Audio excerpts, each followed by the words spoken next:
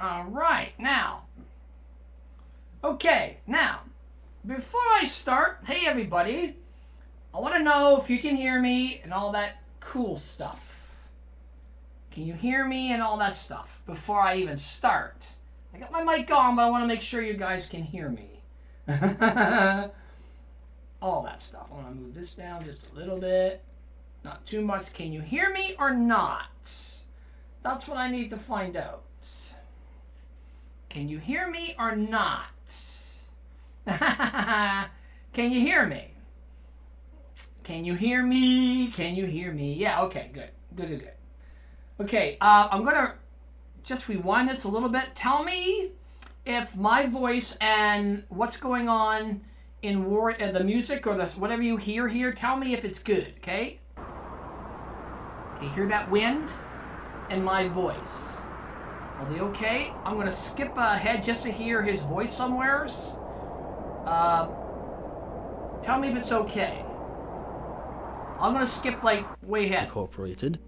The cursed ones continued the search for revenge. Can you hear me? Everything is good? Up until this point, several people had 904 disappeared in Canada, by the way. under mysterious circumstances. Bit of an echo. Okay, I know what I have to do. Christopher Peterson disappearing suddenly in the old Wario were incorporated back. Hang on a second. Bit of an echo. That means I need to... Let me see. Bit of an echo. Why is there an echoing? Hang on. Hang on a second. Let me figure this out. Okay, if I do this, you can't hear me. I have to mute something. It's not that. That is muted. That's muted. Why is it echoing? Okay. Okay, I'm going to turn my mic off. If I turn my mic off, you guys can't hear me, right? I'm going to turn it off right now. I'm going to keep talking. Tell me if you can hear me or not, okay? Let me turn it off right now. There. Now, can you hear me? Probably not, right? Probably not, right? Or can you? Maybe you can. You can hear me or not, but it's probably not as clear as before, right? We'll see. I'll figure it out. There's an echo still? There's an echo or not? I got to figure these things out, guys, because I had everything set up the other way. But is it echoing? Sweet. Thank you, Caleb. It's muffled. Okay, hang on. Okay, I'm going to change it here. Okay, let me hang on. Take this off. Let me see if I can't turn this off. Hang on a second. I'm not sure if I can turn these off. I know what's going on. I know why it's doing it. Jumpins, how do you turn it off? All fixed. It's not fixed right now, is it? Probably not. Do you guys hear an echo now or no? I just want to see if you guys hear an echo. I got to figure out this echo issue. Echo? There's an echo. Echo's back. Okay, as soon as I put this on, okay, I know what I'm doing here. Okay, right now there's no echo, right? There's no echo now, right? Or not? Let me see. Echo's back. Okay, I want to wait a second and see if the echo's still here. Let me see if there's an echo. It's not going to be 4 hours, Luigi. Still an echo? Darn it! Darn it! Hang on a second. No. Oh no, the echo's back. It's still echo. Darn it. Okay. 5%.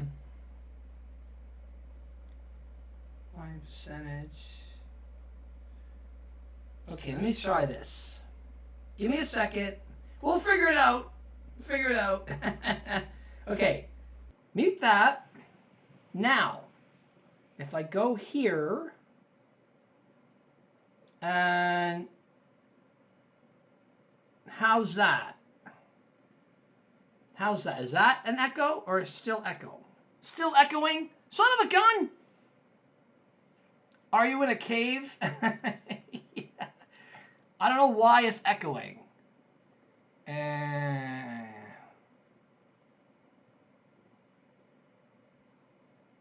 Betterish? Echo's gone? No echo. Yeah, but is my voice okay? Or is it muffled? No echo with a little bit of an echo. Oh, man, son of a gun. There's no echo. Okay. Desktop. Audios. Let me see.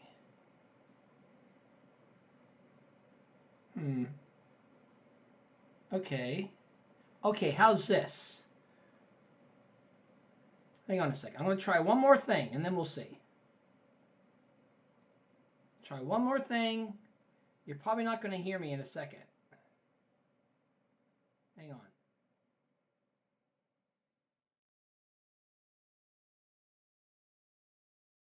Okay, now how's that? That's probably good right there, I'm hoping. Let me see if this is better. This should be okay. Boom, boom, boom. Let me see. Is this better? Let me know if it's better. This should be the thing. It's good now? That's completely fixed. Okay, I know what I had to do. There's a couple things I've got on and I had to turn the thing on. Thank you for all the donations. Sorry guys if you're watching this. You know, we're going everything's good now. Okay, good. Perfect. All right, everyone, welcome to the stream of the full story of Five Nights at Wario's Part 1 of 2. This part is an hour and 30 minutes long. Tomorrow's part is like 2 hours and 12 minutes. This is going to tell us the complete story, way more than the other one that I reacted to like 2 years ago. I'm looking forward to this because WWW Wario has a fantastic way of storytelling, and we get to learn a whole bunch of stuff, which I know a lot about it, but not. I'm about to learn a whole bunch more about the Wario franchise, what happens, why it happens, all that stuff. I remember when 5 Shows at Wario's came out, I spoke to WWW Wario like an hour after he released it, and I've never heard of a person so unsure, so worried, like he made a mistake, like, oh my god, I think I made a mistake putting out 5 Shows at Wario's. I don't think it's going to do well. It's like the best Wario game ever, right? I said, don't worry about it, it's fantastic. Okay, cool. So let's watch, let's go back to the start here. Oh, it's Freddy for some reason. Was that Markiplier or what? Okay. Let's go back to the start. Let's listen, react. I'm going to put it on full screen. Let's go. Oh, by the way, I did ask for permission for this. WWW Wario said, go ahead, dude. Cool. Okay, let's go. Chapter 1, Introduction. Guys, let me know if it's not loud enough and all that while we watch, okay? I'm going to try to be quiet for the most part.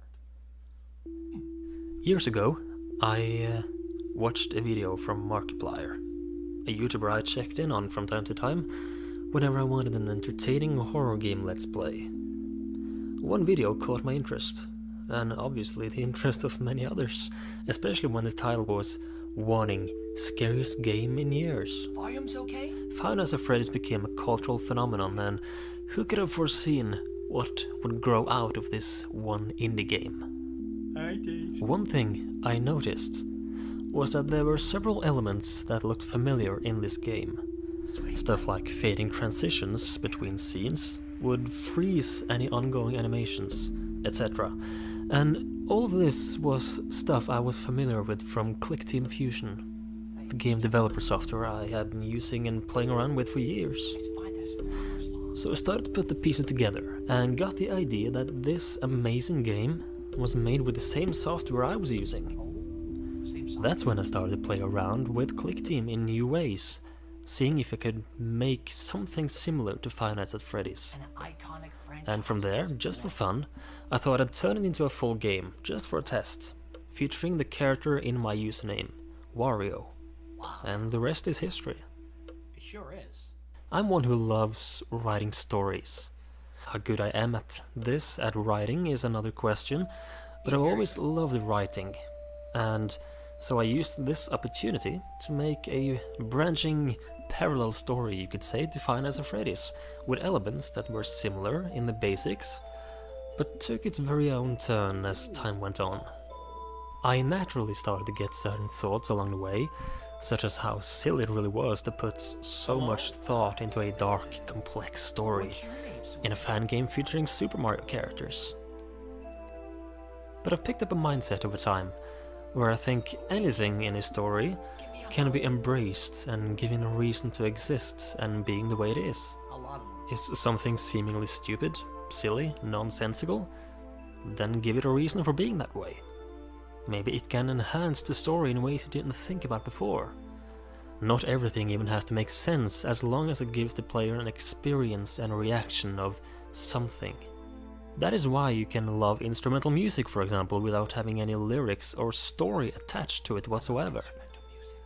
And that is also true for Five Nights at Wario's. As silly as the idea of all it sounds, I tried, as time went on, to give it a reason for being exactly the way it is, which actually turned out to be one of the most important factors of this entire story in the end. But in a way that hasn't been directly explained until now. Here I intend to explain the entire plot of my Five Nights at Wario series, a game series consisting of 6 games in total. There's a lot going on in this story, so if you have played through all the games, it'll be easier to follow. There may be certain details I exclude, and if so, the reason for it is because I don't find it important enough to mention, or that the details are already in the game in one form or another, or that I simply want to leave it up for you to find out or interpret on your own. That being said, I want to explain as much as I can, but be warned, once I tell you, I cannot untell you. That is not to say that this is a marvelous, fantastically written story, or even a good story as a whole, but rather that certain things, being kept in the dark is an actual part of the plot, and the experience of the games. Imagination plays a big part in certain stories, and revealing answers narrows down that imagination. So if you want to keep it that way, you can always click away, but if not, grab something good to eat and drink, sit back. And let me tell you about this story I've tried to write over the years, one I've had so much fun with. This will be a very long one, my longest video ever made, in fact. Whether or not the universe of Five Nights at Wario's will continue or not in the future is hard to say at the moment of writing this, but the actual game series of Five Nights at Wario's has come to a fitting end, and so I found it fitting to conclude that with this video. Try to keep up, because at the very end, a lot of things may just click into place for you. Let us begin. Okay, now we get explanations about everything. Cool. I'm gonna learn something for sure. Chapter 2, Greed. It's yellow. Must be Wario and his factory. This is a world, seemingly realistic, although with people and creatures in all shapes and forms. Many of these characters are ones we know about, Super Mario and all that which accompanies him in his journeys. In this world, however, they are not quite the same as we know them. They are not the goofy, funny stereotypes we've grown to love, but rather flesh and blood people with desires and dreams and lives of their own.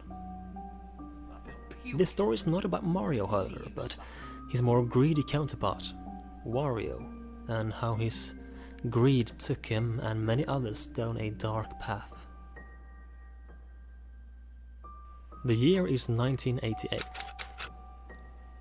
Wario and his friend Waluigi, a loyal yet nitpicky and semi-greedy man, had just opened up Wario's, a small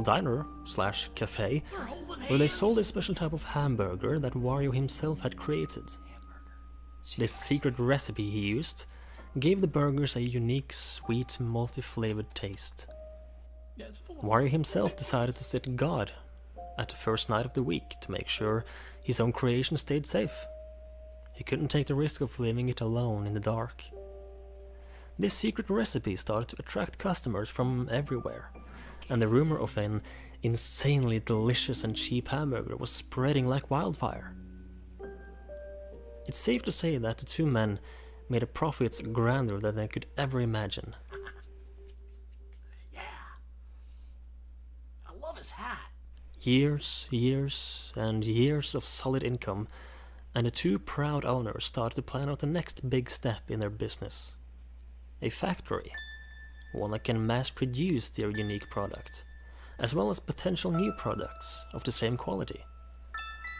Enter 2004, 16 years later, and Wario's fast food factory is standing tall and ready, majestic and powerful in sturdy brown bricks. Wario had bought a piece of land that was very central, very big, and yet it had remained unpurchased for as long as he could remember. Strange, he thought. It was cursed. So naturally, this was the perfect spot to build his factory, and it didn't take long until he got the approval to do so. In this world, the people we know as Mario and Luigi exist as normal people as well. This too, no.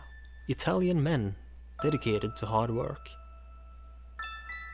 Here, the four people and Mario's current wife, Peach Toadstool, were all close friends, and so, when the factory needed more manpower to keep up with the factory's huge production, the two Mario brothers and Toadstool were all hired with exceptionally good payment.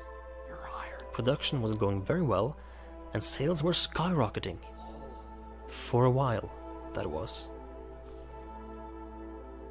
As time passed, the sales were starting to drop, slowly but surely. They're not making money. The interest in Wario's hamburger that were sold around various stores were fading away, and Wario, being a man who was attracted to the concept of wealth through money, was naturally starting to feel the panic creeping up his back, ready to attack on the day they would no longer make a profit big enough to sustain the factory production. Probably not, Va. So what did he do? It was something he, nor anyone else, could have foreseen. At the end of a cold day at work, He's gonna find the recipe. Wario was closing the factory and was about to head home for the day, He's gonna find the book. when he noticed something he had never noticed before. In the dirt, barely sticking out of the ground next to one of the factory walls, was an object that seemed to resemble a book. It naturally caught Wario's attention. Don't open it, dude. Had this been here all the time? Or had someone placed it there recently? Either way, he went over to pick it up. It was stuck in the ground and he had to pull it out with lots of force. Shocked over what he was looking at, he could not stop staring at this old, smelly, worn-down book he was holding in his hands. Strange symbols of horns, teeth and other drawings he couldn't interpret filled the cover. But there was no text on the cover, and so he opened it up and started to skim through it. In here he saw drawings and ancient writings that, surprisingly, still used a similar language as the one they used in the present day. The book could only be interpreted as a witch book or a ritual book, seemingly from centuries ago. Wario was skeptical and felt uneasy how a book like this could end up in his property. That was until he came across what seemed to be a type of wish-granting ritual, Oh no. accompanied by a drawing. Wish granting. The drawing caught Wario's attention and turned his fear into deep lust. The drawing showed several people dancing around a pile of money, food, gold, diamonds, crystals, weapons. It could all be Wario's. He could have it all in his own hands. All that was required was a sacrifice of the people closest to him. That's it. Get rid of anyone you love. Although it mentioned nothing about what the sacrifice meant in detail. What should he do? Let the factory, his life's work, be destroyed, leaving him and his friends unemployed and ruined? Yeah. Or could he just say a few words and get whatever riches he wanted? Was it a selfish or selfless action? Selfish. According to himself, it had to be selfless, right?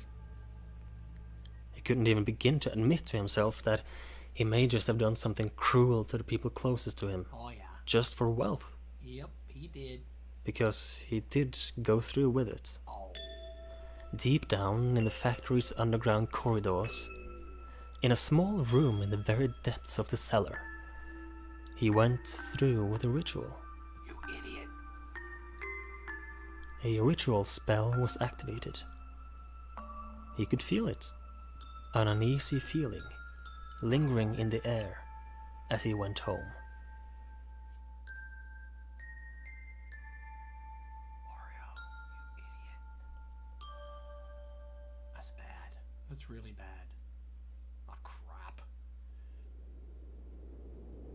Chapter 3. So we found the book, started the ritual. Now chapter 3 is called Karma. He didn't tell them a thing. But it was okay, wasn't it? It would save the company, it would save their jobs. It would make him richer than ever. And lo and behold, the next day, they got a report that sales had started to skyrocket once again. Mario, Luigi, Waluigi, and Peach Toaster all questioned what had happened, of course, but all Wario could give them was an shoulder-rising, I don't know look. It went right above the thing. But no one questioned it any further, because from that day on, things were going better than ever. Only Wario himself knew that something sinister might be behind the sudden increase in profit. But how could he know for sure? How could he know the ritual was real? Or if this was all just a coincidence? He couldn't. So the thought of the book slipped more and more into the back of his mind, taking up less and less space in his head. He felt comfortable that his friends didn't know about the potential reason behind what has happened. But he was wrong. Hey, little D. He was not the only one who knew. Wario had hidden the book away in the deep basement of the factory, hoping no one would ever find it. But someone had watched him take the book downstairs. Luigi was observing Wario carrying this mysterious artifact downstairs, the day he activated the ritual. I didn't know. And so, one day, when no one was around to see him, Luigi decided to sneak down into the depths below, Curiosity got through the underground corridors of the factory, to see what he was hiding down there. Here he found the book, and he read through it. Shocked and fearful, he started to get an idea of what might have happened. But due to his good heart and careful nature, he said nothing to anyone, and continued on as if he knew nothing. And he treated Wario just like before, like a friend whom he trusted. And he could not know for sure exactly what Wario had done. In 2007, everything changed, and a massive chain of events were about to unfold. The quiet before the storm was coming to an end, when a man named Bruno Gates broke into the fast food factory one cold evening to steal the secret recipe used in the hamburgers. That's what he looks His motivation for the break-in? All we know at this point is the lust for money through the value of the recipe. He put on a big mascot costume he found in the factory, like. Wrestling Wario. a costume known as Wario Man, in order to sneak around while staying anonymous. Wrestling Wario. Yeah. What he didn't know, however, was that Wario himself was present in the factory as well. And before he could locate the recipe, he suddenly found himself face to face with Wario himself in a corridor. Bruno wished to stay safe, but he didn't have the intent of murder. But still, in blind panic and desperation, Bruno Gate plunged a knife into Wario, killing him as his body fell backwards down a staircase, knocking out several teeth from the dying body in the process. Bruno felt a rush of adrenaline like never before. He just took someone's life. He couldn't fully process it, and thus all he could feel was a sense of satisfaction. He felt powerful, unstoppable, and closer to his goal. A door down the corridor opened up, and the sound of the metallic rust screeched down the hallway. As it turned out, all 5 workers were present in the factory, something not foreseen by Mr. Gates, considering the time of day. There was only one thing he could do. Run? One by one, they got slaughtered. There could be no witnesses. He had to remain anonymous and safe. The last one standing was Luigi. But he did not run away, nor did he panic. He was simply in shock over what had happened in front of him, before a sudden wave of acceptance rushed over him. Lost in thought, he walked up to Bruno. Still lost in all of the things he had to take in, he finally looked up into his face, directly into Bruno's eyes, and almost whispered, "I know what he did." Bruno got a brief moment where he snapped out of his delirious rage and looked genuinely confused. Luigi continued with, "Do it," and pointed to a rope hanging above them. That's how it gets hung. Luigi knew. Not in detail, not in the specifics, but he knew Wario did something with that book. And so, he let himself get killed, in the hope that whatever Wario did, it would be broken or cancelled if all of their lives were taken away. And since he was the only one left, with his friends laying dead in front of him on the floor, he accepted his death with open arms, all for the sake of the greater good. Luigi sacrificed himself. Everything was quiet once more. Bruno, standing with the blood-dripping knife in his hand, was trying to process the events that had just unfolded. But he resisted the thoughts storming into his mind. He pushed them aside. He could not deal with this now. For now, he had to find the recipe before it was too late. And there it was. Finally. Locked away in Wario's office, a classified envelope was hidden away. While he admired his discovery and was about to head for the exit, something else was going on. Luigi was wrong. His selfless intention did not lead to the result he thought. In fact, the opposite was true. The curse Wario had put upon himself and his friends got activated first now, after their physical bodies turned lifeless. The book, hidden deep within the underground tunnels of Wario's factory, started to move, shake, twist and turn. The pages were being torn apart, flapping and flying across the room like a twister or a tornado was raging inside the room.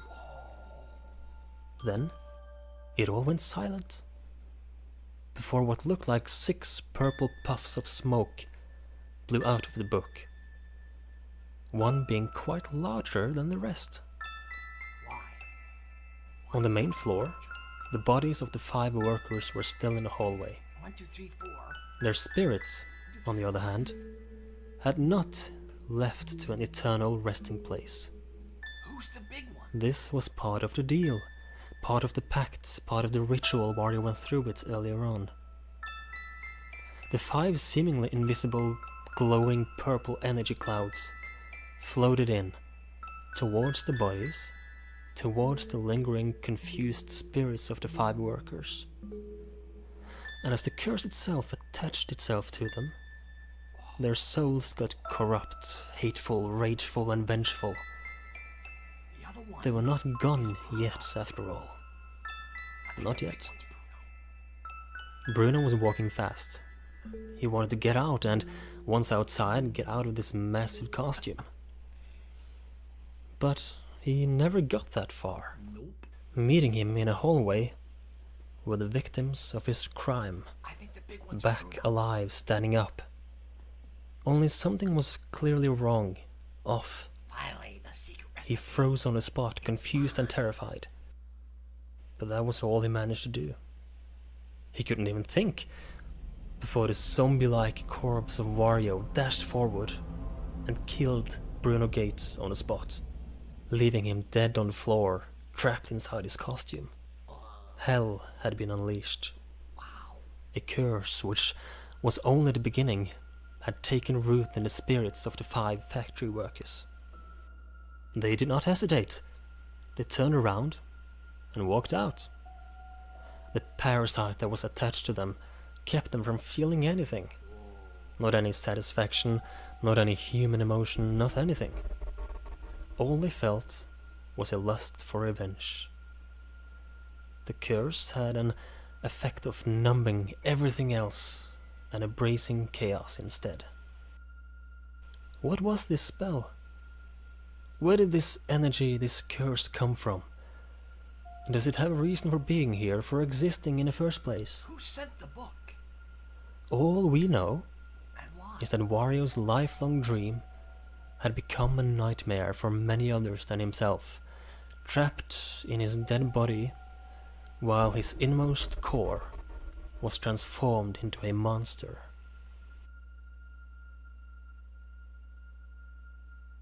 That's the end of that chapter. Chapter 4. Christopher Peterson. Ah. This is where Christopher comes. That's Rosalina's As husband. these terrible events were unfolding in the factory, nobody around was actually aware of them. But someone was paying close attention, Christopher. observing that not everything was as it should be. Rosalina's husband. A man in his 40s named Christopher Peterson was a quiet, observant man and a brilliant scientist. He was high up in the food chain, so to speak, in the world of science, and currently worked for a very secretive company, and only the fewest of the few knew the company even existed. Christopher was studying the big questions, the fundamental questions of reality.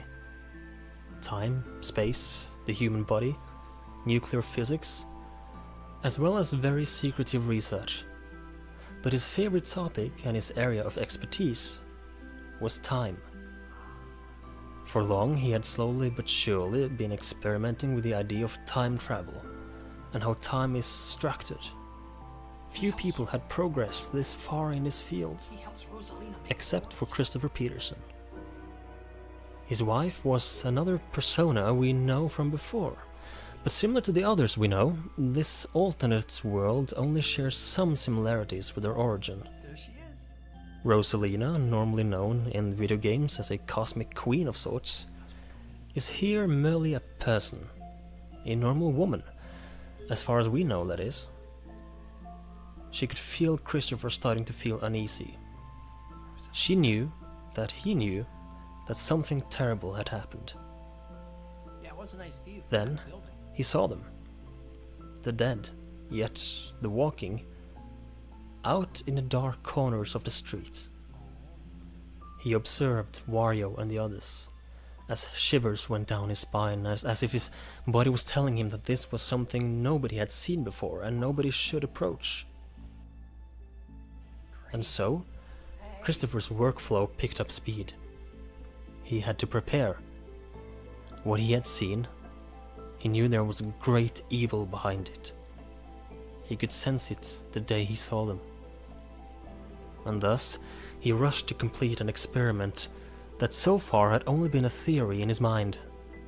A time machine. A machine to move matter and perhaps even non-physical energies through time. Even though his dedicated research had reached a lot further than anyone else's, his knowledge was still not absolute of the structure of time. He told his wife about what he saw, and he told her about his plan. If there was any good time to test his time machine, it was now. He gave Rosalina the instructions needed, hugged her goodbye, and entered his own creation, promising that they one day would meet again. He pressed the button, and within 5 seconds, Christopher was sent far, far away, to another age centuries away from our own. Rosalina was left there alone, but with the strong courage to stay dedicated, remembering what she had to do, remembering what Christopher had told her. And so she started her search for the 5 possessed bodies wandering around the streets outside. Eventually she found them, met them face to face. That's the first of Wario's one. They stared each other down, but not for long. The frozen moment that felt like an eternity was broken in a few seconds, as the corpse of Wario moved towards her in aggressive manners. Rosalina reacted immediately, pulling out the device Christopher had left for her. This device was a form of powerful electrical rod. Cool. Hey, Wizard. The 5 cursed ones stopped, as if they had hit an invisible wall, He got sucked in. and slowly but surely, their bodies collapsed onto the floor, leaving nothing but bright purple energies floating above them, which slowly got absorbed towards the tip of Rosalina's rod. A flash of white lit up the entire back alley, and everything was quiet. The air whistled a gentle breeze. Rosalina was on the ground, knocked back by the immense energy as she was breathing out in relief and anxiety. Beautiful eyes. The bodies were laying lifeless in front of her. If everything went according to her plan, the cursed spirits were sent through time itself, backwards, to before whatever cursed them managed to get hold of them. That means those bodies would have disappeared. In a state of hurry and panic, this is all Christopher and Rosalina could think of and plan out. But did it work? Were they all saved? Were the events reversed and If they undone? were, those bodies lying there wouldn't The be results were not quite as planned. Something had gone horribly wrong. Darn it. Somehow, Rosalina felt weaker. She felt strange. She did not know if this was due to the immense energy blast that had knocked her over, or if something else was happening. Somehow she felt drained, limited, almost cut in half. We know they're in a loop for a while. The same thing keeps happening over and over and over. He doesn't apologize in time. They all die, they go back in time. Rosalina comes, does it again. Chapter 5, Cracked Mirror. Christopher had miscalculated, misjudged, and misunderstood. He missed the mark. He did not realize that time is fragile. The mysterious rod Rosalina used was crafted in a hurry by Christopher. It was not as stable as he had hoped, and it consumed far more energy to send the cursed spirits back in time. In fact, the energy blast was so strong, time itself cracked in 2. It cracked like a mirror, splitting into multiple pieces, And they went to a where it will show the same grand image, but certain parts look different. Yep. Time split in 2. Like a rock cutting a river in 2, it formed 2 branching paths. Yep, 2 timelines. But in the end, they will naturally form back together, combining back into one. The soul of every living person was split in 2, living in 2 different alternate realities next to each other, that one day would combine back together as the timelines eventually would start merging in a distant future. The timeline of this world had been ripped apart, and split in two. Keeping this in mind is very important going forward with our story. To understand what it means when the first and second timeline is mentioned. Cafe opening. The first timeline was the one where everything up until now had happened. Right. And the second timeline is the one that was now created. Cafe opening. The world was still one composite whole, only split in the middle for a while. This means Rosalina's and Christopher's plan was to send their spirits back to 1988, the year of Wario's cafe. And it kind of happened, but not in the way she foresaw it. This second and new timeline had now been created. And this new parallel flow of time is where the spirits of the future ended up. They were floating there, hovering around, without being attached to any physical bodies. And as neither Christopher nor Rosalina foresaw, the curse was still attached to these lost souls.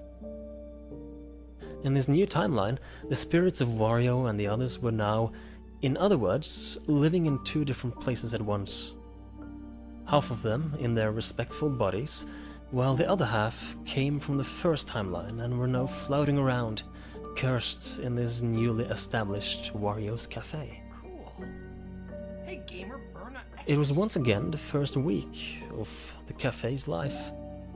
Wario was once again sitting night guard during the first nights of the week.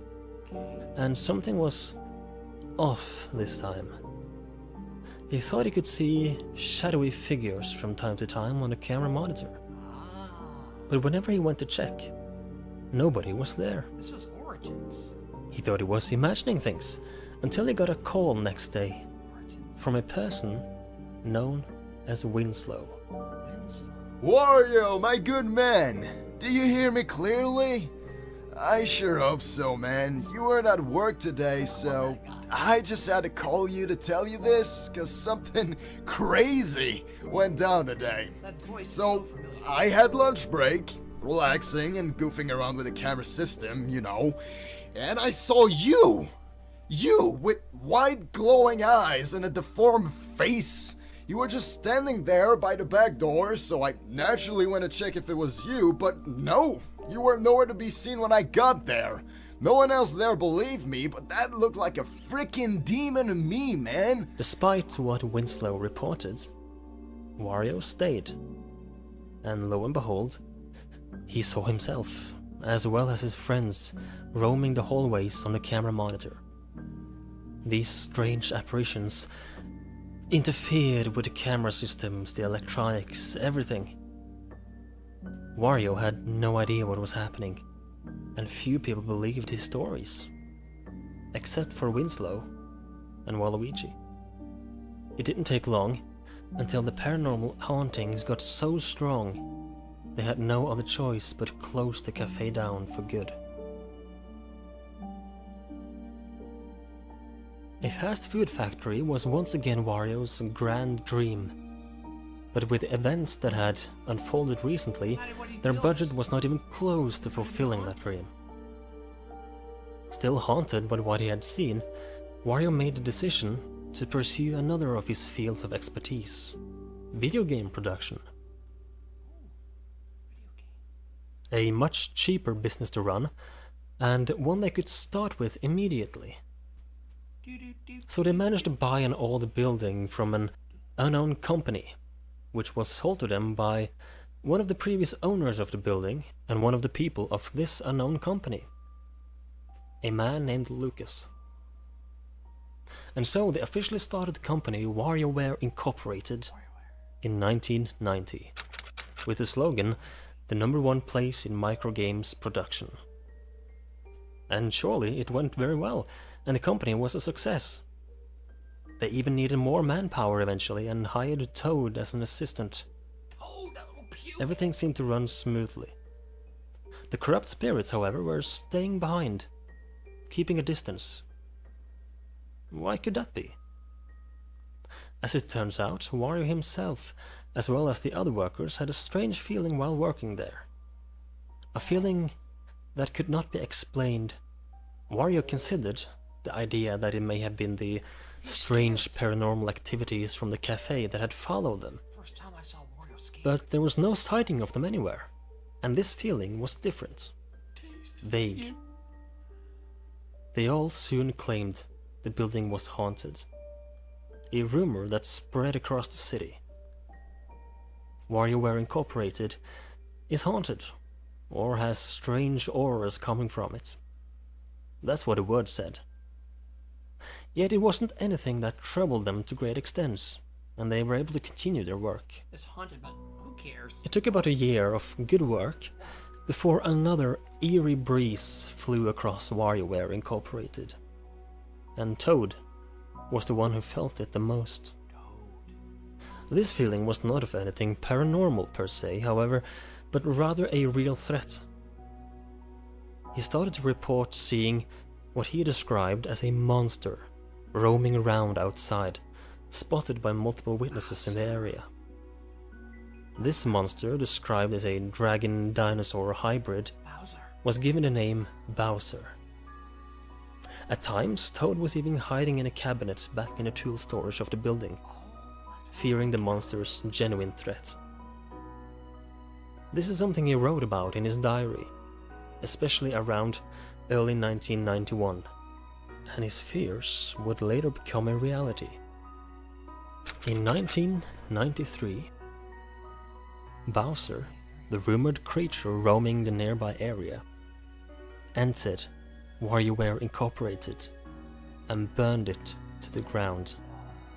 Apparently, this Bowser creature had capabilities of breathing fire from his mouth. Bowser dies and is buried underneath it. The only one at work at the time was Toad, hiding in the tool storage cabinet. He had no way out. The building was burning around him, and he ended up dying, alone and afraid. Oh, even I feel bad for Toad. The creature known as Bowser didn't make it out alive either, Yeah. as the building started to crumble and fall apart, and he got crushed and stabbed by debris, wood and rock. Yeah, he's buried. The news of the fire spread fast, and Wario and Waluigi couldn't do anything but accept the horrific fate. Bowser started the fire. The fire department found the body of Bowser, and speculation started to spread as to what this creature was. Ouch. Was it natural, or an artificial creature? And why did it come here to burn it down? This building specifically.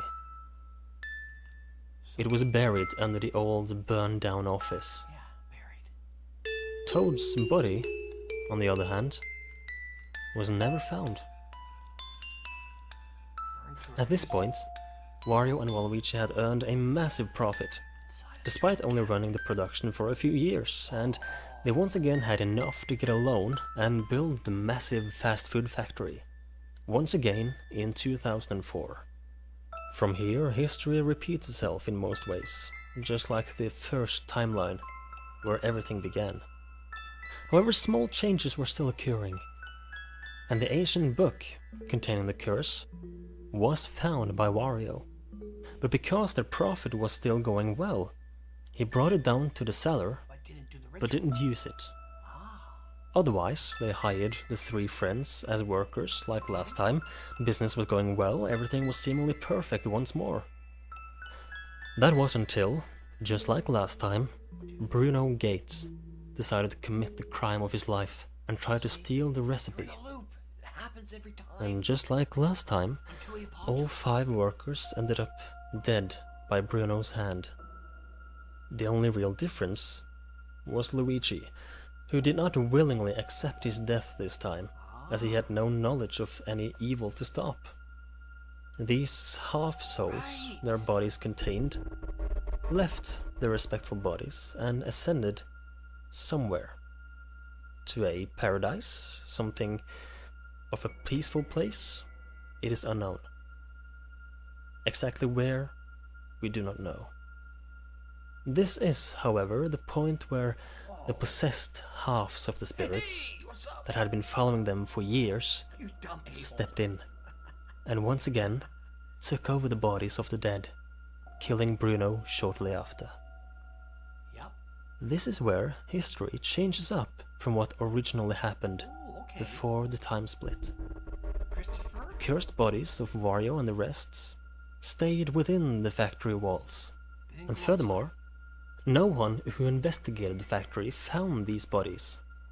The fact that Wario and his friends were never found, and no one truly knew what happened, obviously meant the factory closed down, seemingly for good. outside. That means Christopher. Some even claimed the factory was cursed.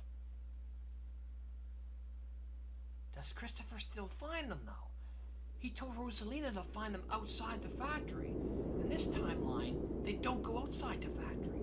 Chapter 6, Lucas McCroy and Son. Lucas and William McCroy. The Warriors brand was once again quiet, gone like a memory. The factory closed, Wario and his friends gone like the wind. The remains of WarioWare Incorporated was also a ghost of the past. Until Christopher Peterson, the scientist working on the secret research programs, bought the building to use it and its old components for his own research. Oh, he bought the factory. This did obviously not occur in the first timeline, as WarioWare never existed there, and Christopher was never allowed to purchase the building from the old owners in that timeline. But here, seeing as Wario was the owner and he was now declared dead, Christopher could buy it from the city itself. Despite events in this timeline being slightly different, Christopher was still focused on the topic of time, something he continued to research while in the old ruins of WarioWare Incorporated. But as time passed, he swore he could briefly hear his own voice echoing through the walls. Due to his knowledge of time, Christopher started to suspect that time had already been tampered with and split. He's smart. That this timeline wasn't the only one existing, and that another Christopher existed somewhere. Was another piece. part of him trying to make contact with him? That'd be cool. Warn him about something? He couldn't know for sure, but the voice kept appearing now and then, distant and quiet. And it didn't take long before the sound of his own voice wasn't the biggest mystery anymore. An apparition, a face hidden in the darkness, could sometimes be seen in the corner of his eyes.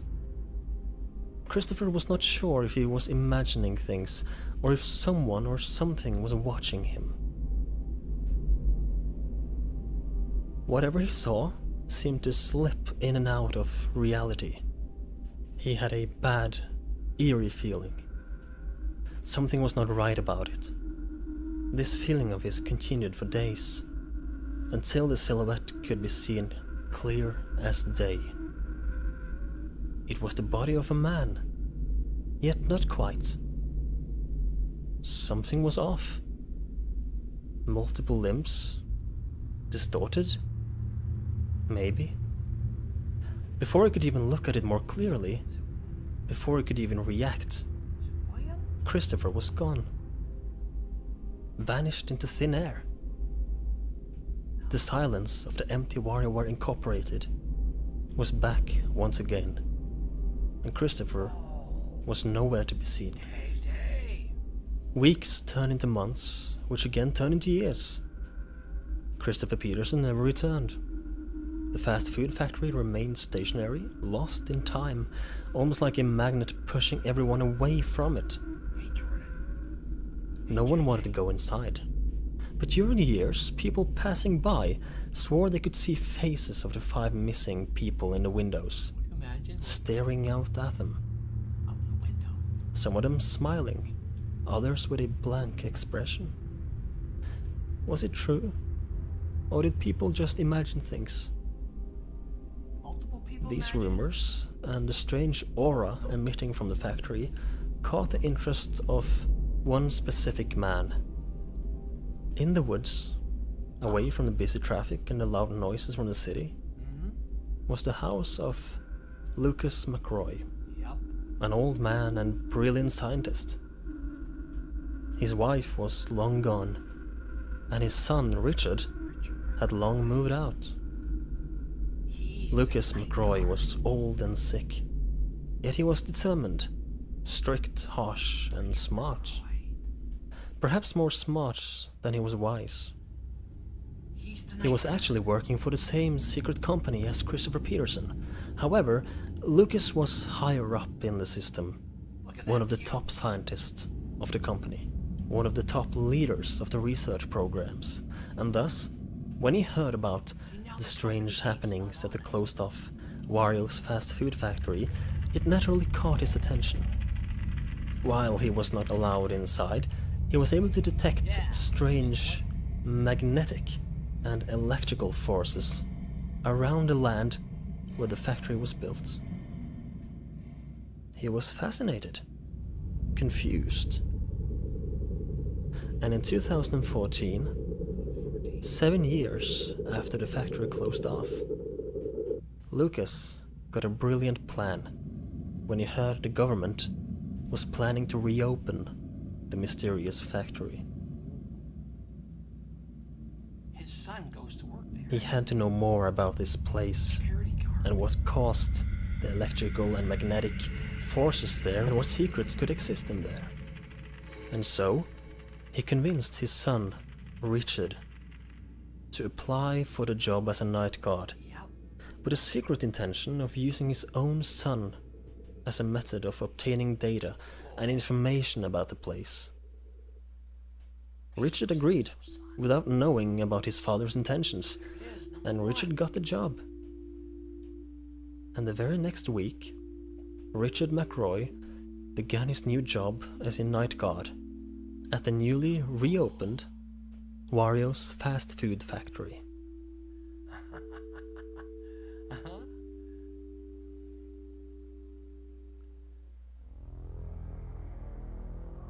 Evil music. Chapter 7. Now Richard McCroy's inside. 5 Nights at Wario's.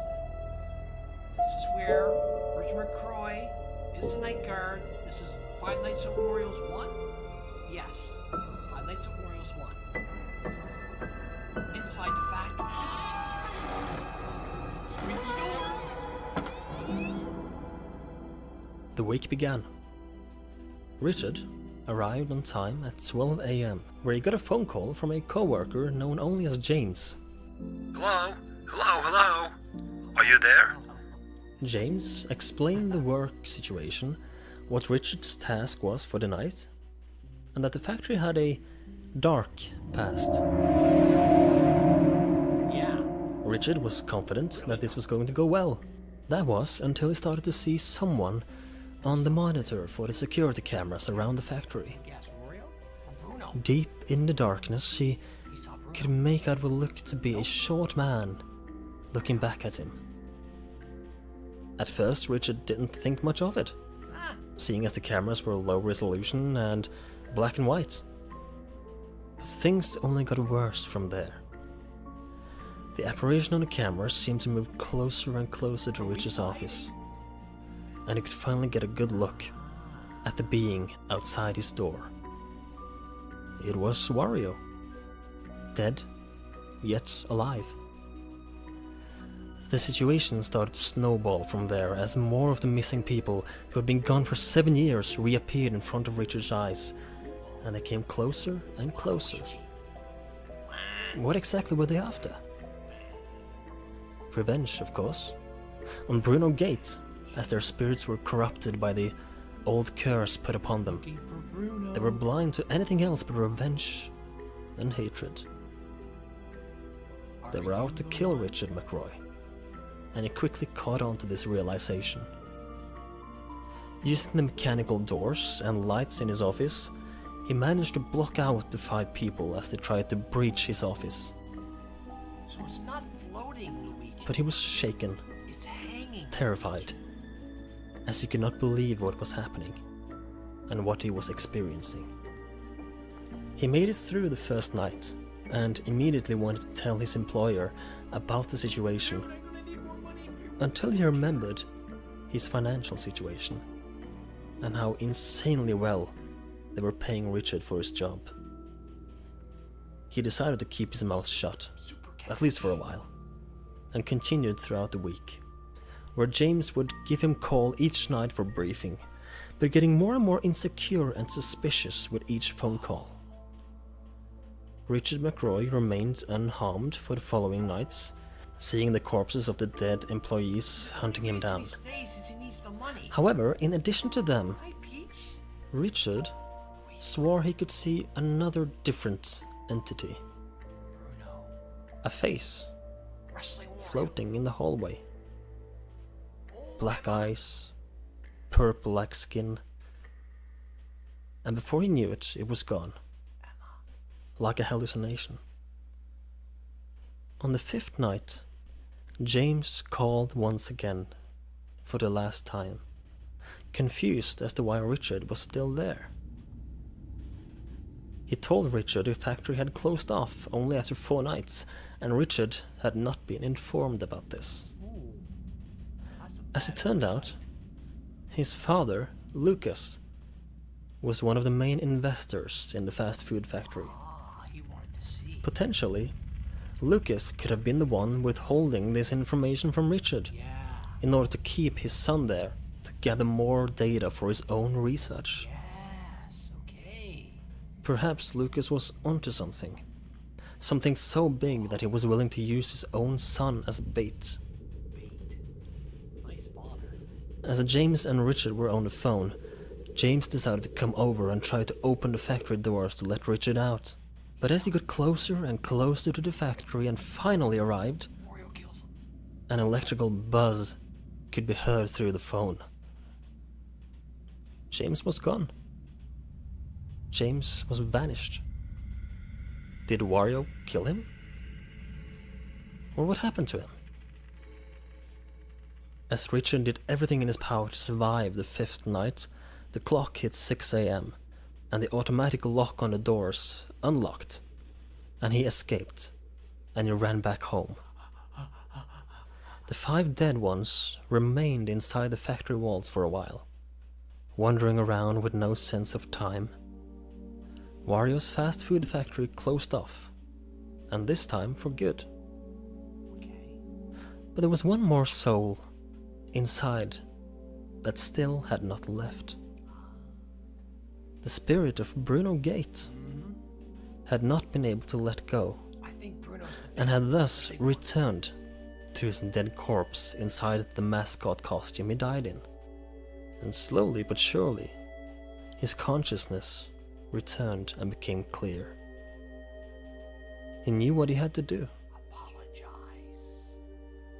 It did not take many weeks before Lucas McRoy passed away, something everyone around him, including his son Richard, had foreseen. Richard was now alone, or so he thought. As time passed, increasingly terrifying nightmares would become a common occurrence. Dreams of events back in the factory, dead faces jumping on him to tear his eyes out, as well as a surreal common dream of watching a television screen.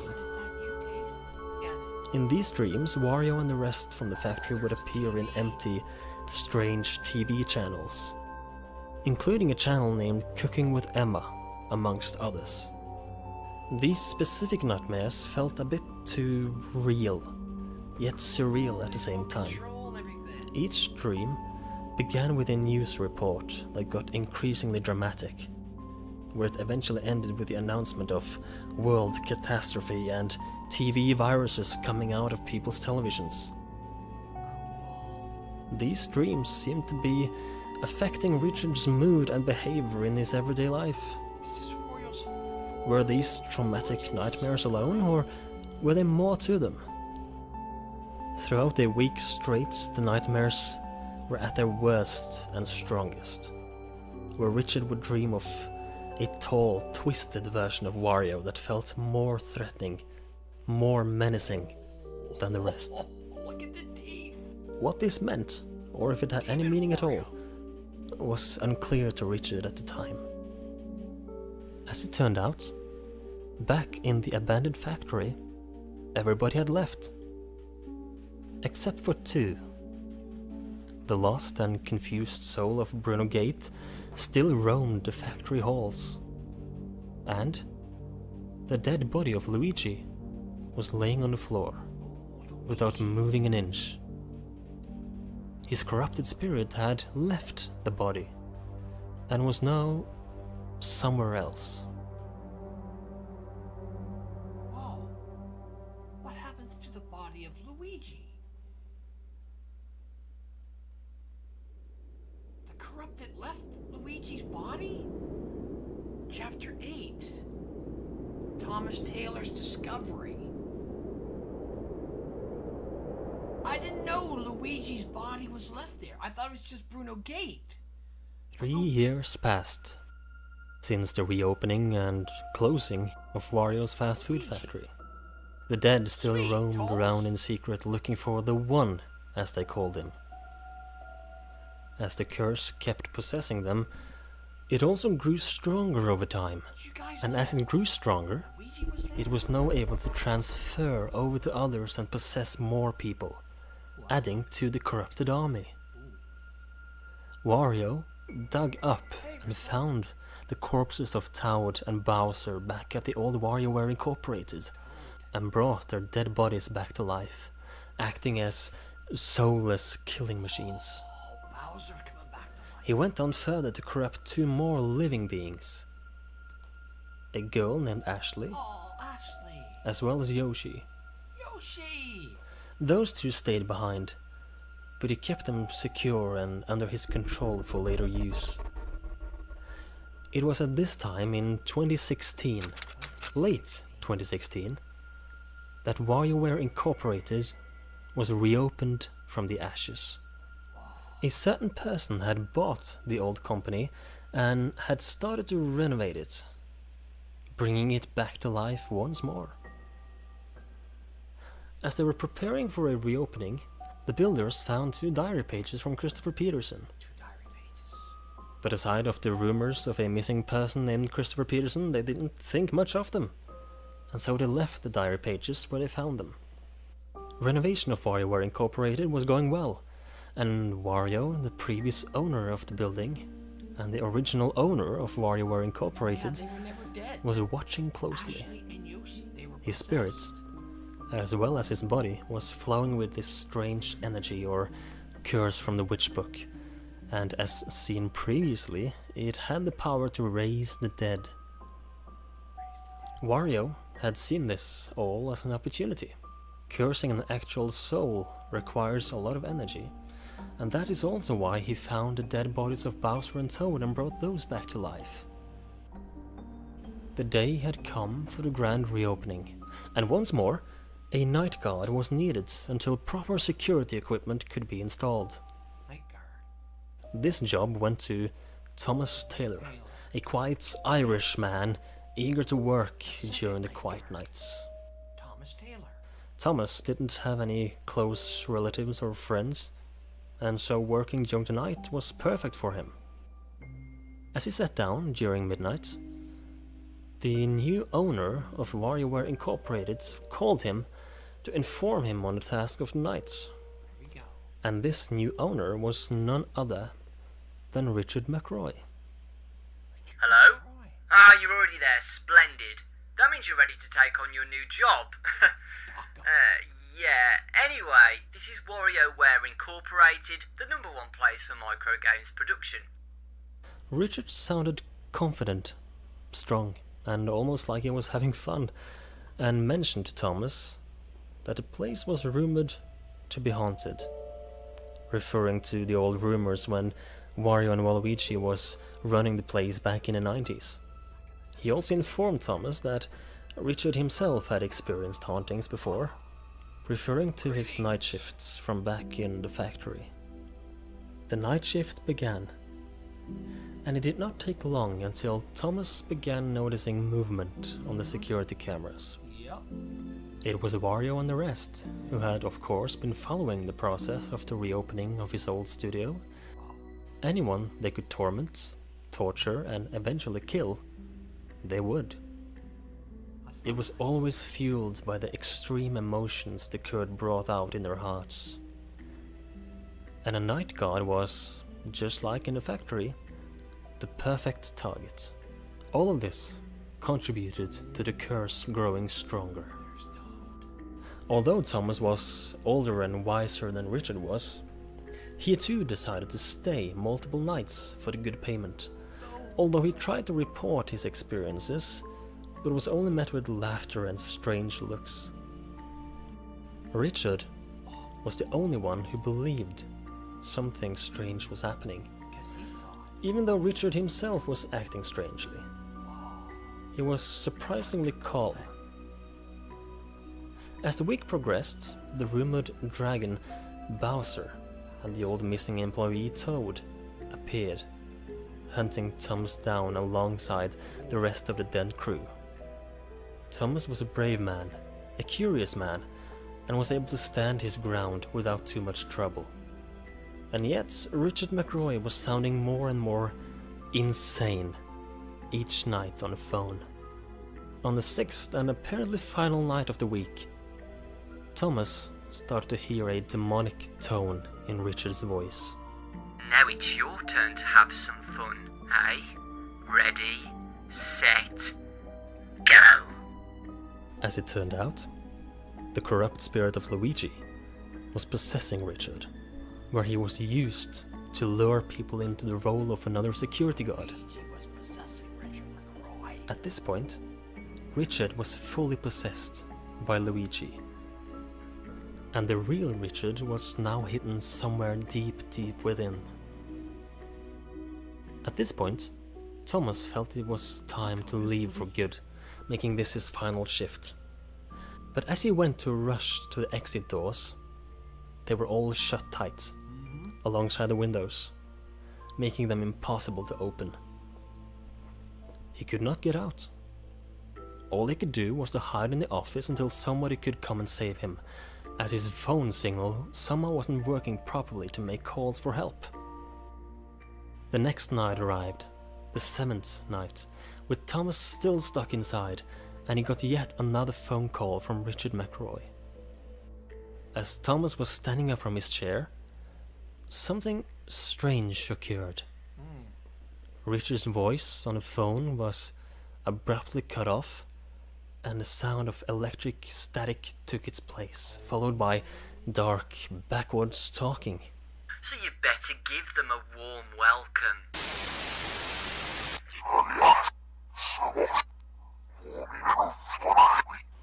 At the same moment, Thomas felt a weird, strange vibration in the entire room. Something was happening. The walls, the furniture, everything seemed to warp and twist for a brief moment, before everything seemed to stop once again, and the night continued as it had for the last week. Hiding in a back room, Thomas could hear the scream of a man, possibly Richard McRoy, who had apparently entered the building earlier the same night. The hours passed by, and Thomas managed to survive the final night and finally managed to escape the building. Here he was met by the police and a witness named Matt Parker, who had called the police after hearing Richard's scream from within WarioWare Incorporated. Just a few minutes ago, Richard had apparently came running out of the building and was now on the run from the police. Thomas tried to explain what had happened, that he had been locked inside the building for the last 24 hours with entities as well as Richard McRoy hunting him down. Thomas slowly calmed down, realizing it was all over and he was okay. That was until he saw the newspaper article the next day about the incident he was involved in. Thomas began his job in October of 2016, and yet the newspaper article had the date May 8th, 2017. For some strange reason, 7 months had slipped by during his 1 week of night shifts. Thomas was speechless. 7 months, 1 week. He remembered the strange vibrations during the final night, and came to the conclusion that this had to be connected to the unbelievable time slip that he now was experiencing. Was it connected to the beings he encountered? Or was something else hidden within WarioWare? Did he jump into He had to get deeper into what this was all about. During the next night, he made his way over to the old Wario's fast food factory. Richard told him he had worked there, and so he simply had to figure out more about what was going on. There were simply too many questions in the air for a curious man like Thomas Taylor. So he broke into the abandoned factory and made his way down to the deep tunnels in a cellar. They kept going deeper and deeper, with keep out signs hanging in numbers. As he arrived at the very deepest room, he felt a strange pressure in his head. The room was small, with an old smelly book laying on the table. He noticed his watch was going crazy and his compass was spinning in all directions, and none of his electronic equipment were working properly. It was as if he had hit some special magnetic field. Thomas was curious, slightly frightened, and mostly intrigued. To check that it wasn't just his own equipment malfunctioning, he went upstairs and brought down lots of electrical equipment. And as soon as he tried to turn it all on at once, it happened. A bright purple flash filled the entire small cellar for a brief moment, before everything turned dark and silent once more. And Thomas Taylor was gone. He was gone. Teleported. Those are portals. Chapter 9. The cycle. Yup, it's just gonna go in a loop. Rosalina finds them, sends them back. They try to go through all this again. Rosalina comes. After the events in the mysterious WarioWare Incorporated, the Cursed Ones continued the search for revenge. Up until this point, several people had disappeared under mysterious circumstances. Christopher Peterson, disappearing suddenly in the old WarioWare Incorporated back in the 90s. James vanishing into thin air as he tried to help Richard McRoy in the factory in 2014. And now Thomas Taylor disappearing in the depths of Wario's old factory. What happened to them all? Where did they all go? Perhaps later in our story, we will get an answer to all of it. As Wario was walking with his undead army, the cursed corpse of the Bowser creature blasted fire from his mouth in an uncontrollable state, burning Wario's skin on his face right down to the bone, due to Bowser not being alive anymore, and thus his body functioned as a machine for the curse to control. And since the attention and focus got deviated for a bit, Bowser's fiery functions got unleashed. He removed the curse from Bowser, and the body returned to its lifeless state. Before their travel continued on from WarioWare Incorporated, the spirit of Luigi left Richard McRoy's body, and instead, the spirit of Peach took its place, leaving her body behind in the now closed-off WarioWare Incorporated, and Luigi caught up with them after rising once more back in the factory where his body was located.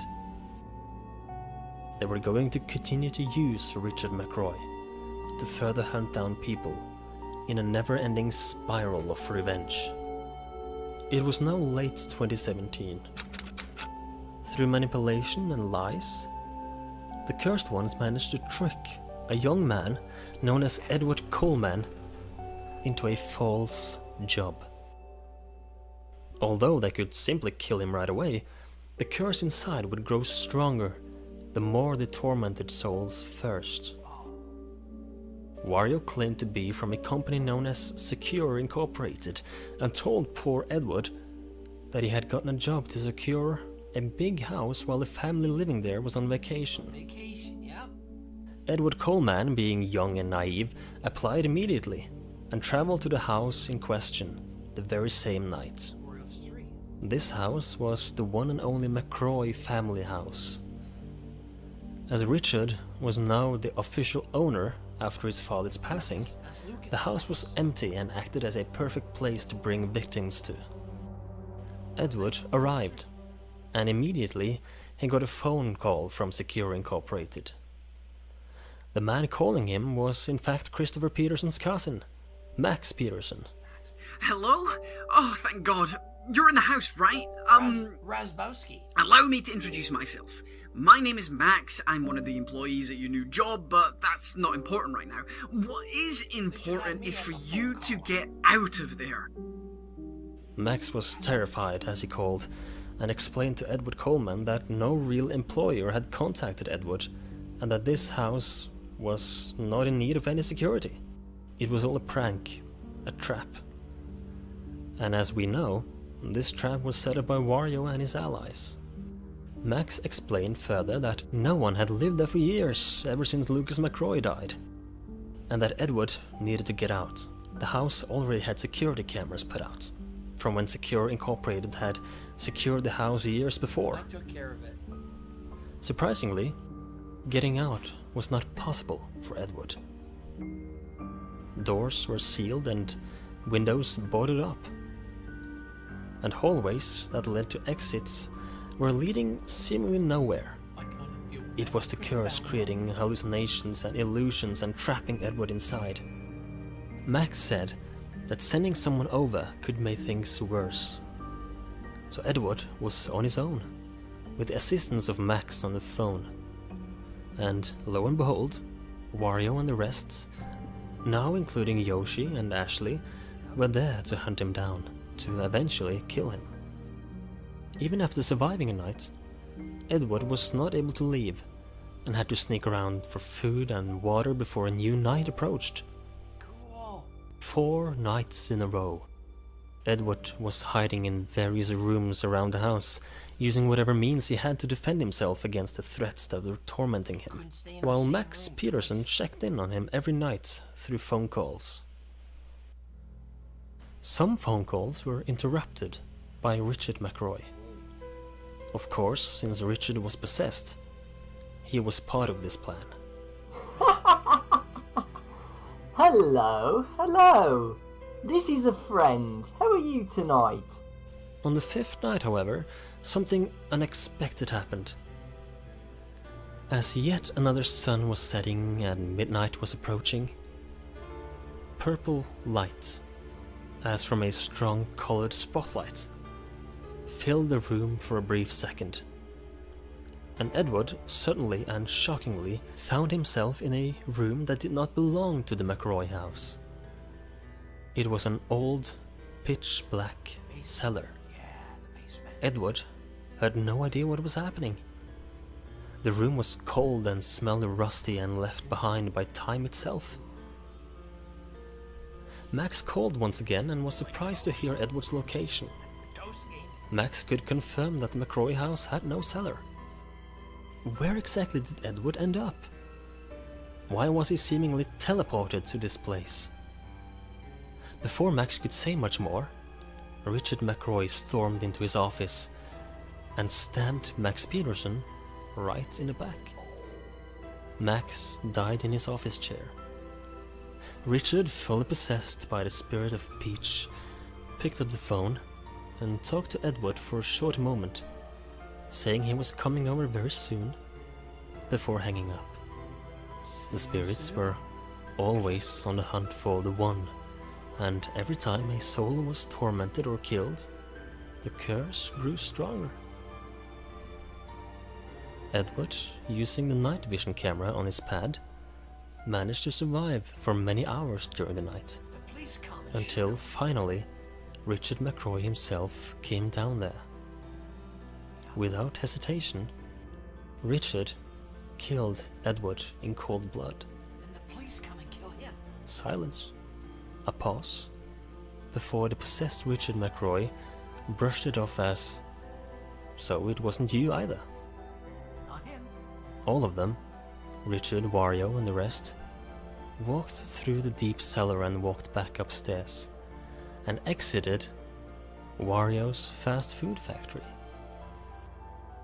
This cellar was none other than the old cellar of Wario's fast food factory. During the many years of possession, the curse had grown strong enough to be able to transport matter through space. And now they transported Edward Coleman and the rest from the McRoy house into one of the many corridors of the deep cellar in Wario's factory. But why? Why teleport Edward and themselves away? And why to Wario's factory of all places? They continued their search for the next victim. But this is where the journey, on one hand, would come to an end.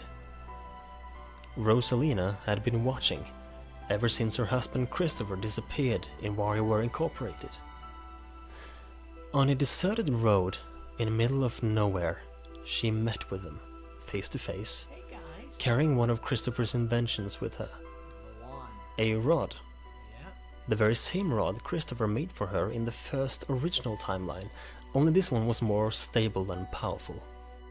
And just like back then, she used it to open a time portal, absorbing the corrupted spirits out of the bodies, sending them back through time itself, back to the very same 1988. This time, however, a new timeline was not created. It simply went back in time and started all of the events over again. The spirits were once again haunting Wario's cafe. Wario once again bought a building from an unknown company and started WarioWare. It once again burnt down, and the rest of the events that followed were identical to before. This second timeline was now stuck in a loop, a cycle that seemingly had no end. The timeline repeated itself countless times, and only one single event was eventually able to break it. Bruno Gate apologizing.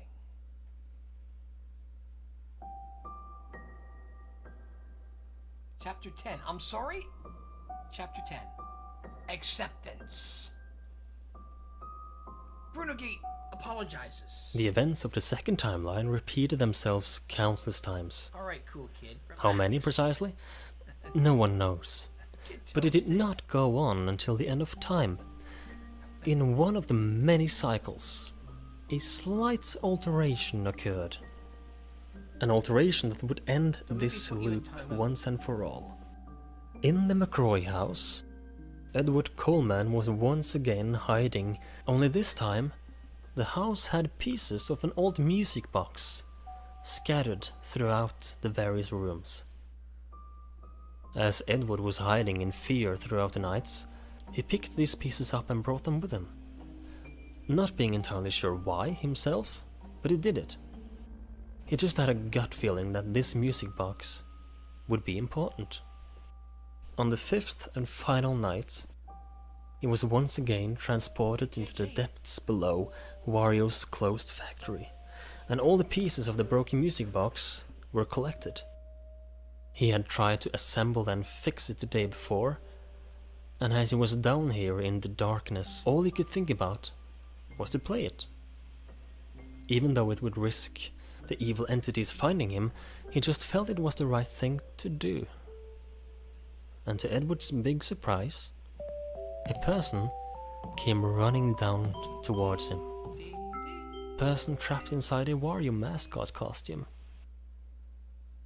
It was the restless soul of Bruno Gates, who had wandered around the factory's corridors for years, unable to let go and rest. He came running to the sound of the music box because, somewhere in the depths of his being, the sound of the music box reminded him of someone very dear to him. As he approached Edward, who was stuck in fear, the other corrupted dead ones entered the very same room. They're all together. For the first time since the killings occurred in the factory, Wario and the rest were standing face to face with the killer, the one as they had been searching for years. They did not attack him. They became calm, sharp, focused, intense. Until Bruno Gates let all his grief out in an honest, deep apology.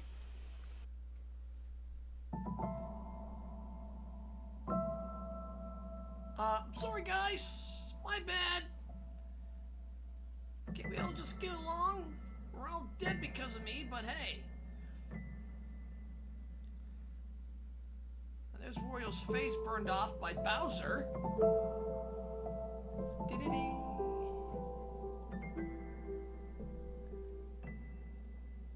It's you. You're the one.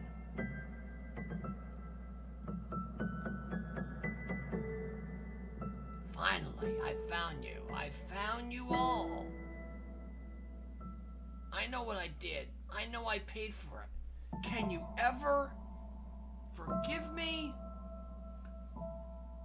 I couldn't rest, and neither could you. Just like you have tried to find me, I've been trying to find you. I've tried to find you since that day. To tell you that, I apologize. I'm sorry. My mind was out of control that day. And since that day, I've been searching for all of you, trying to apologize. It's too late for that, sucker! Beat down. No, that doesn't happen. I've used this suit, this costume, to perform actions I couldn't handle afterwards. Perform shouldn't have an E at the end, but I'll overlook that.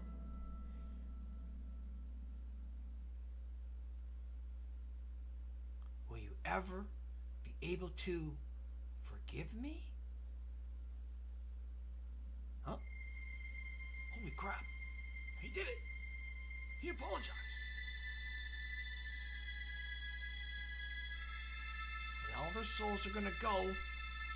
Where is the big one? That big soul? There's 4. Peach is not here. In this version, Peach doesn't show up. That's why there's not a 50. He did it. He apologized. He apologized for them, for what they did to us. I can feel it. Their forgiveness has brought peace to both him and them. I feel relieved.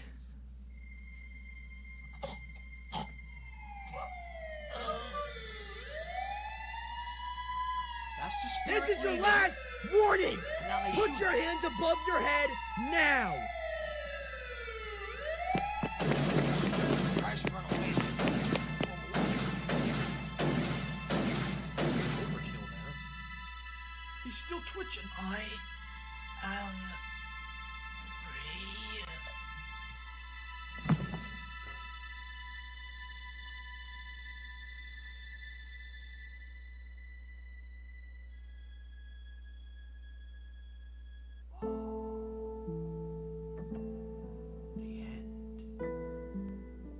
At that moment, a deep relief and acceptance illuminated deep in all of their souls, and they finally managed to detach from the curse.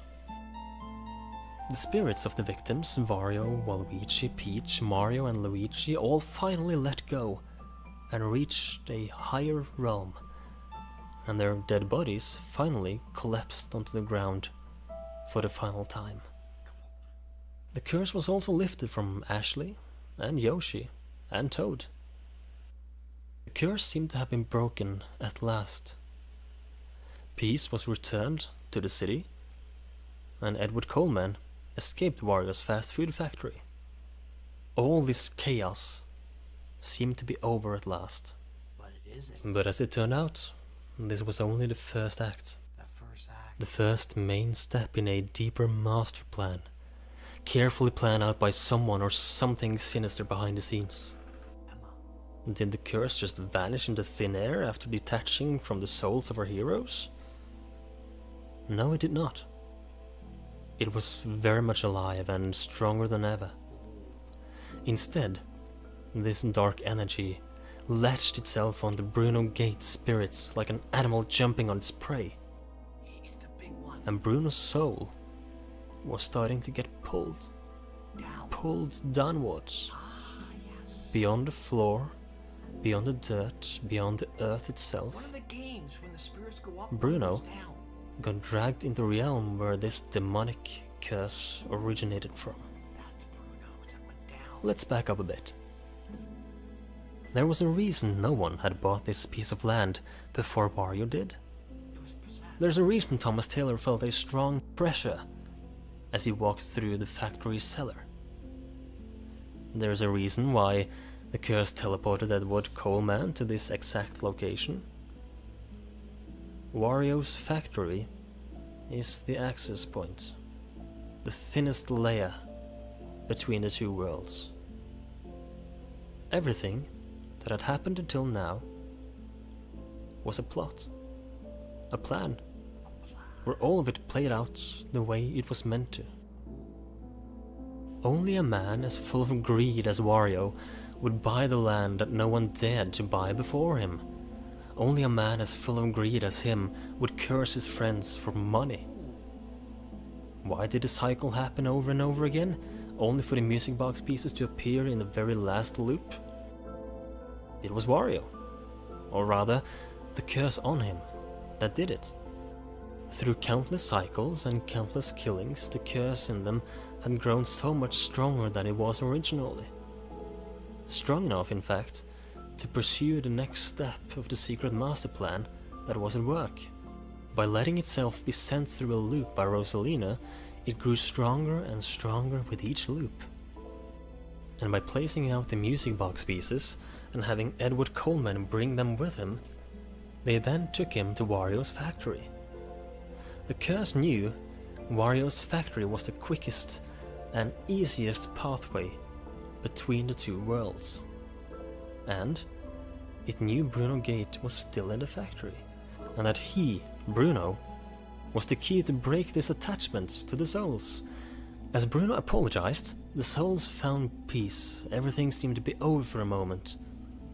But now, this evil energy that had been feeding off the spirits of Wario and the rest for countless years and countless cycles of years, were free and stronger than ever. And the next step in the master plan was to take Bruno Gate's spirits with them to the realm below creation. This could only be done now, and not before. The curse had to grow strong enough for the task, and Bruno's spirit was a strong one, explaining why it could even remain in his body after death. Bruno Gate, who thought he finally had found peace, was dragged down, pulled into another dimension altogether. He was always the main target, not Wario. Wario and the others were just a bridge to grow stronger. But why did a curse need to drag a human soul down to this mysterious unknown realm? And why did it need a strong spirit like Bruno's? We will learn more about that a bit later. So you may be wondering, how can a curse know something? Is it sentient, intelligent? Well, remember when the curse was first released? How one of the purple lights, the purple smoke puffs, released from the book was bigger than the others. That's not Bruno? What was that? It's time to dig deeper and see what's hiding underneath creation itself. Creation itself. It's Emma. Whoa, it's Emma. That's the end of the chapter 1. You have to be continued in part 2, which just came out earlier today, and I'll take a look at that tomorrow. Oh, sweet. That's awesome. That is great. There you go, everyone. Wow. What a cool story, and it's only half over. That's nuts.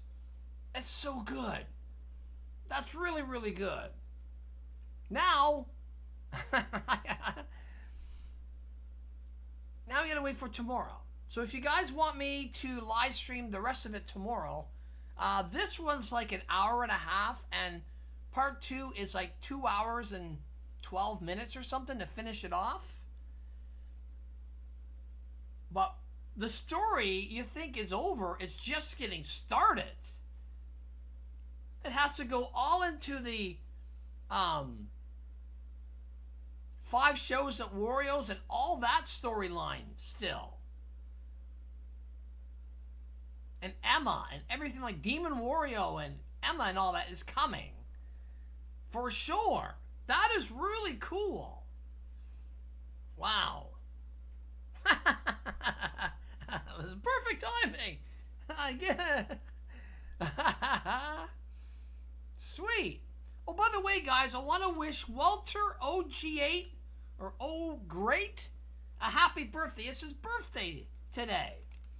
I didn't do a birthday, or I didn't do a video rather today because I was busy with stuff. I was finishing up the last of the home improvements that I'm doing this year, and then I'm gonna show you guys in a vlog everything we did. I changed stuff inside, painted stuff, and changed outside, garage, in front of the house, everything. There's a whole bunch of stuff that I did. So I was finishing that up today, and then I decided I really wanted to do the live stream for this. And then tomorrow I'm going to do a live stream, and then there's some other cool things coming up on the channel as well. So cool. FNAF Fan 69. I see that. I know deleted by Alyssa, but that's okay. It's my sister's, Katie. Happy birthday to Katie. Let me see. Is that what he wanted? Jordan, let me go back and see. Jordan. To my sister. Her sister. Your name is Katie? Okay, happy birthday, Katie. Happy birthday to you. Happy birthday to you. Happy birthday, dear Katie. I'm not sure how old you are turning today, but happy birthday all the same. Happy birthday to you. Yeah, happy birthday, Katie. Oh, and of course, I forgot to say, and many more. There you go, Katie. Happy birthday. Sweet. All right, guys. That's it for the stream. Thank you so much. Tomorrow sometime, it's probably going to be earlier than today's. I'll decide that before I go to sleep, what time I'm going to do it, but it's probably going to be mid-afternoon, so the Euros can watch it. It'll be like early evening for the Euros and late morning for the West Coast people. So probably around, I don't know, 4 o'clock, maybe 3 or 4. And I'm not sure if I'll be able to get a video up for sure or not, but I'm working on a couple other things as well. You'll see that anyways. But if any Euros are still up, thank you for staying up late with me. I know it's pretty late for you guys. It'd be like 2 or 3 in the morning. So if it is, get your butt to bed. Anyways, guys, I'm going to leave now. Thank you so much. I'll see you tomorrow for part 2. We'll finish it off. But until then, I love yous.